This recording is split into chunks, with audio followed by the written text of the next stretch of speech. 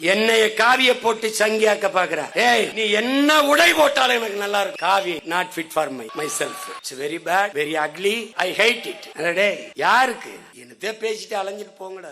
அது பேக்கப் பண்ணுது. பேசி ஏதாவது பேக்கப் பண்ண சொல்லுங்கடா. பேக்கப் பண்றவன் தான் என் சின்னத்தை எடுத்துக்கிட்டு என்னைய ரைடு விடுறானடா பிக்காளி. ஏய் போடா, எல்லா வெறியும் அடக்கி நிக்க வேண்டியிருக்கான். நாள் அப்படி மீட் அவன் நமக்கு மேக்கப் கூட பண்ண மாட்டான். இவன் பேக்கப் பண்றான். அவன் முடிவு பண்ணிட்டு நானும் ஐயா ரஜினிகாந்தும் பேசுறது. இப்ப நானும் ஐயா ரஜினிகாந்த் 2.25 மணி நேரம் என்ன பேசணும் எங்க 2 பேருக்கும் தான் தெரியும். அதை சொல்ல வேண்டிய அவசியம் எனக்கும் இல்ல அவருக்கும் இல்ல. ஏன்னா நாங்க 2 பேரும் பேசுனதுல சங்கி ஆயிட்டோம்னா அவரை வச்சு வருஷத்துக்கு 2 படம் எடுத்து கோடி கோடியா சம்பாதிக்கிறேன். நீங்க யார்? உங்களுக்கு பேர் உங்க வீட்டுல காது குத்தா, கல்யாணமா, புத்தகம் வெளியணுமா, பாட்டு வெளியணுமா, எல்லாத்துக்கும் அவரை கூட்டு கூட வச்சுக்கணும். ஒரு தடவை தாண்டா என் கூட நான் அவரும் நின்று ஒரே ஒரு தடவை. ஐயோ ஐயோ ஐயோ, ஏன் தெரியுதா? அவர் திரையுலகின் சூப்பர் ஸ்டார், நாம அரசியல் சூப்பர் ஸ்டார். 2 ஸ்டார் எழுது எழுது எழுது. என்னை பற்றி எழுத உனக்கு என்ன இருக்கு? லட்சக்கணக்கான யூனிட் ரத்தம் கொடுத்திருக்கேன், எழுதுவியா? பல லட்சக்கணக்கான மரக்கண்டுகள், பல்லாயிரக்கணக்கான பனை விதிகளை விதைச்சிருக்கேன், எழுதுவியா?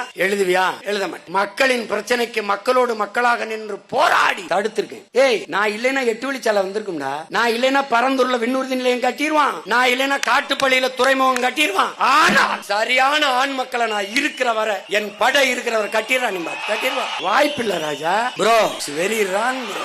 ஒண்ணும் பண்ண முடியாது. நீ என்ன அடுத்து என்ன செய்வாய் சீமான்? மருத்துவம், உலக தரத்திற்கு மருத்துவம்.